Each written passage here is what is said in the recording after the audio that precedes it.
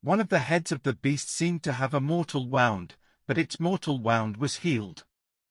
This is easy enough to understand if the head is taken as representing an imperial power.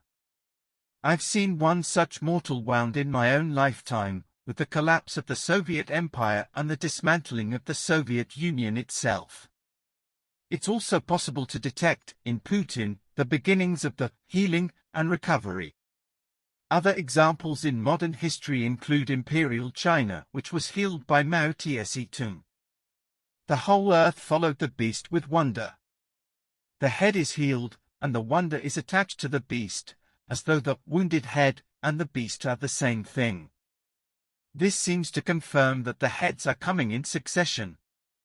Each head in turn must be the current manifestation of the beast for its own time, and the wounded head would be the seventh and last in the series.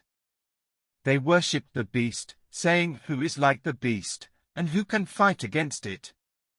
My theory of the structure of Revelation is that the world-dominating state of this chapter is the natural product of the first world collapse in chapter 6. That is, the mortal wound is the general breakdown inflicted by the experience of the Four Horsemen episode. The seventh head power collapses, or even disintegrates, under the impact, and so does the rest of the world.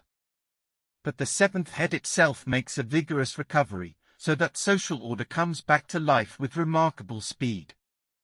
The world reacts with astonishment, but also with enthusiasm, because the recovery of the head is pulling the rest of the world along with it and brings it back to life.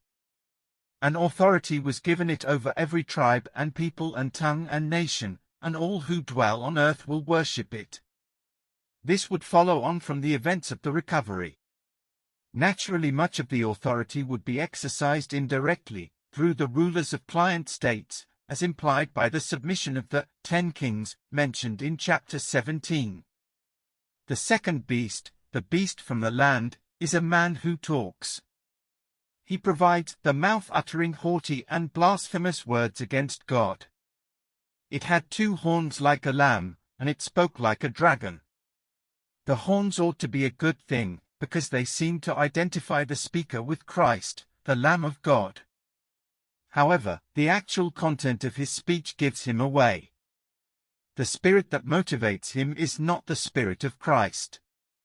It exercises all the authority of the first beast in its presence.